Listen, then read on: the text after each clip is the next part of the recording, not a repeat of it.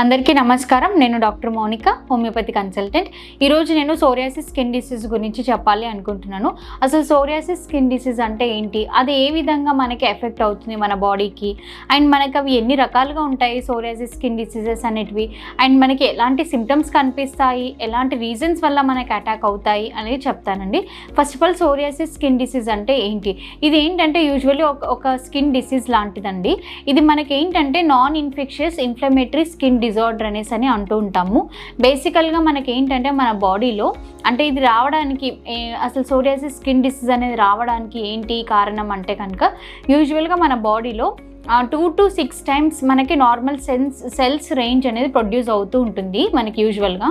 So ఎప్పుడైతే ఈ normal cells range కంటే మన బాడీలో ఎపిడెర్మల్ సెల్స్ రేంజ్ అనేది ఇంక్రీజ్ అవుతుందో అప్పుడు మనకి సోరియాసిస్ స్కిన్ డిసీజ్ అనేది అటాక్ అవ్వడానికి ఛాన్స్ అనేది ఉంటుంది. సో ఆ విధంగా మనకి సోరియాసిస్ స్కిన్ డిసీజ్ అనేది వస్తుందండి. సో బేసికల్గా ఇవి మనకి ఎన్ని రకాలుగా ఉంటాయి సోరియాసిస్ స్కిన్ డిసీజెస్ అంటే కనుక మనకి first one plaque psoriasis, second one guttate psoriasis, third one inverse psoriasis, fourth one erythrodermal psoriasis, fifth one pustular psoriasis. And యూజువల్గా మనకి ఏంటంటే ప్లేగ్ సోరియాసిస్ అనేది ఎలా ఉంటుంది అని అంటే కనుక యూజువల్గా ఇది మనకి బాడీ అంతా ర్యాషెస్ డ్రై అయిపోతుంది, డ్రైనెస్ ఆఫ్ ద స్కిన్ అనేది కనిపిస్తూ ఉంటుంది, ర్యాషెస్ అనేటివి. నెక్స్ట్ వచ్చేసి గట్టెడ్ సోరియాసిస్. ఇవి యూజువల్లీ ఏంటంటే పింపుల్ టైప్ లిజన్స్ లాగా ఫామ్ అవుతాయి. అవి యూజువల్లీ మనకి ఏంటంటే 1 centimeter డయామీటర్లో మనకి ఉంటుంది. సో దాన్ని మనం గట్టెడ్ సోరియాసిస్ అంటాం.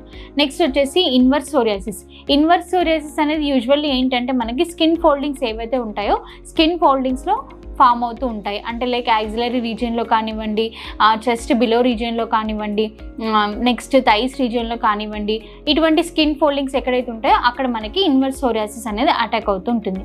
నెక్స్ట్ వచ్చేసి ఎరిథ్రోడర్మల్ సోరియాసిస్ అనేది యూజువల్లీ ఏంటంటే ఇది మనకి బేసికల్గా అంటే మన బాడీ అంతా ర్యాషెస్ వస్తాయి. అంటే యూజువల్లీ మనకి ర్యాషెస్ అనేటివి ఒక చోట 2 చోట్ల అనే కాకుండా బాడీ అంతా ర్యాషెస్ వచ్చేస్తాయి. స్కిన్ అనేది ఫుల్గా డ్రై అయిపోతుంది, మనకి పొట్టులాగా రాలిపోతూ ఉంటుంది స్కిన్ అనేది. అండ్ మనకి స్కిన్ లుక్ అనేది కూడా మనకి ఏంటంటే సిల్వరిష్ వైటిష్ కలర్లో మనకి లుక్ అనేది కనిపిస్తూ ఉంటుంది. దాన్ని ఎరిథ్రోడర్మల్ సోరియాసిస్ అంటాం. నెక్స్ట్ పస్టులర్ సోరియాసిస్ అంటే యూజువల్లీ ఏంటంటే మనకి ఎక్కడైతే ర్యాష్ అనేది వస్తుందో ఆ ర్యాష్ వచ్చిన చోట మనకి ఏమవుతుందంటే దాని చుట్టూ పస్తో ఫిల్ అయిపోయి ఉంటుంది ర్యాష్ అనేది. అక్కడ మనకి సివియర్గా ఇచ్చింగ్ అనేది పస్ అనేది రావడం లాంటివి చూస్తూ ఉంటాం. దాన్ని మనం పస్టులర్ సోరియాసిస్ అని అంటాం. సో బేసికలీ ఇలాంటి టైప్స్ అనేవి మనకి సోరియాసిస్లో ఉంటాయండి. మనకి ఎలాంటి కారణాల వల్ల, ఎలాంటి రీజన్స్ వల్ల మనకి సోరియాసిస్ స్కిన్ డిసీజ్ అటాక్ అవుతుందనే చెప్తానండి. యూజువల్లీ ఇది ఏంటంటే ఇది ఒక ఆటో ఇమ్యూన్ డిజార్డర్ అనేసి అని అంటాము. అండ్ ఇంకోటి ఏంటంటే ఇది మనకి జెనెటికల్ హిస్టరీ ఏదైనా ఉంటే కనుక ఫ్యామిలీ హిస్టరీ వల్ల, జెనెటికల్ హిస్టరీ వల్ల రావడానికి ఛాన్స్ అనేది ఉంటుంది. నెక్స్ట్ వచ్చేసి మనకి మన బాడీలో విటమిన్ డి డెఫిషియన్సీస్ ఏమైనా ఉన్నా, విటమిన్ B12 డెఫిషియన్సీస్ ఏమైనా ఉన్నా కూడా రావడానికి ఛాన్స్ అనేది ఉంటుంది. నెక్స్ట్ వచ్చేసి మనకి మన డైట్లో ఏదైనా ఎర్రర్ ఉన్నా కానివ్వండి దానివల్ల కూడా అటాక్ అవ్వడానికి ఛాన్స్ ఉంటుంది. నెక్స్ట్ వచ్చేసి మనకి మేజర్గా ట్రిగర్ అవ్వడానికి ఛాన్స్ వచ్చేసి ఎక్కువగా సైకలాజికల్ డిజార్డర్స్, ఏదైనా మానసిక ఒత్తిడి కానివ్వండి, స్ట్రెస్ లాంటిది కానివ్వండి, నెక్స్ట్ యాంగ్జైటీ, డిప్రెషన్స్ లాంటివి, ఇటువంటిది ఏదైనా ఉంటాయి ఇంకా సైకలాజికల్ డిస్టర్బెన్సెస్, వాటి వల్ల మనకి కంపల్సరీగా అటాక్ అయ్యే ఛాన్స్ అనేది ఉంటుందండి. So these are the reasons for psoriasis diseases అని చెప్పొచ్చండి. నెక్స్ట్ వచ్చేసి మనకి సోరియాసిస్ డిసీజ్లో ఎలాంటి సిమ్టమ్స్ కనిపిస్తాయి అనేసి అని అంటే కనుక యూజువల్గా మనకి బాడీ పైన ర్యాషెస్ అనేవి ఫామ్ అవుతూ ఉంటాయి. ఆ ర్యాషెస్ కూడా ఏంటంటే మనకి స్కిన్ అనేది డ్రై అయిపోతుంది, డ్రైనెస్ ఆఫ్ ద స్కిన్ అనేది కనిపిస్తూ ఉంటుంది. నెక్స్ట్ ర్యాష్ అంతా కూడా మనకి ఏంటంటే రెడ్డిష్ కలర్లో ఫామ్ అయిపోతూ ఉంటుంది, సివియర్గా ఇచ్చింగ్ అనేది ఉంటుంది, బర్నింగ్ సెన్సేషన్ అనేది ఉంటుంది, సివియర్గా పెయిన్ అనేది కూడా ఉంటుంది. ర్యాష్ వచ్చినప్పుడు మనకి పెయిన్ కూడా ప్రజెంట్ అయి ఉంటుందండి, నొప్పి కూడా తెలుస్తూ ఉంటుంది. నెక్స్ట్ దీనివల్ల మనకి ఏమవుతుందంటే కొన్నిసార్లు స్కిన్ అనేది బాగా డ్రై అయిపోవడం వల్ల క్రాక్స్ లాంటివి, ఎక్కడైతే ర్యాషెస్ ఉంటాయో అక్కడ దాని చుట్టూ క్రాక్స్ లాంటివి కూడా చూస్తూ ఉంటాము. ఆ క్రాక్స్లో నుంచి కూడా కొన్నిసార్లు బ్లీడింగ్ అనేది కనిపిస్తూ ఉంటుంది. ఇచ్చింగ్ అయితే సివియర్గా ఉంటుందండి, దురదగా చాలా ఉంటుంది, మంటగా కూడా అనిపిస్తూ ఉంటుంది. నెక్స్ట్ స్కిన్ కలరేషన్ కూడా మనకి ఏంటంటే సిల్వరిష్ వైటిష్ కలర్లోకి చేంజ్ అయినట్టుగా కనిపిస్తూ ఉంటుందండి. నెక్స్ట్ పొట్టులాగా పౌడర్ లాగా రాలిపోవడం కూడా చూస్తూ ఉంటామండి మనం స్కిన్ అనేది. నెక్స్ట్ వచ్చేసి మనకి స్కాల్ప్ సోరియాసిస్ అని కూడా చెప్తూ ఉంటాం. నెక్స్ట్ సోరియాటిక్ అథరైటిస్ అని కూడా చెప్తూ ఉంటామండి.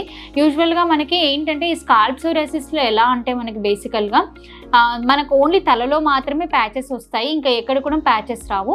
మనకి తలలో నుంచి డాండ్రఫ్ లాగా పొట్టులాగా పౌడర్గా రాలుతూ కనిపిస్తూ ఉంటుంది. దాన్ని మనం స్కాల్ప్ సోరియాసిస్ అనేసి అని అంటూ ఉంటాం. తలలో దురదగా కూడా ఉంటుంది, అలాగే మనకి మంటగా కూడా అనిపిస్తూ ఉంటుందండి. సో బేసికల్లీ దాన్ని స్కాల్ప్ సోరియాసిస్ అంటాం. నెక్స్ట్ పామార్ సోరియాసిస్ అంటే యూజువల్లీ ఏంటంటే మనకి ఓన్లీ అరిచేతులలో వచ్చేదాన్ని మనం పామార్ సోరియాసిస్ అనేసి అని అంటూ ఉంటామండి.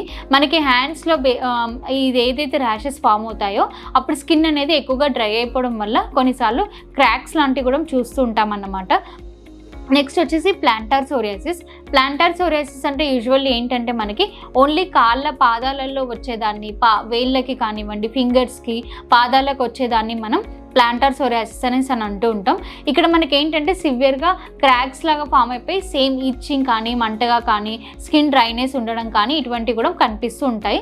దాన్ని మనం ప్లాంటార్ సోరియాసిస్ అనేసి అని అంటూ ఉంటామండి. సో ఇలాంటి different types of skin diseases కూడా ఉంటూ ఉంటాయి.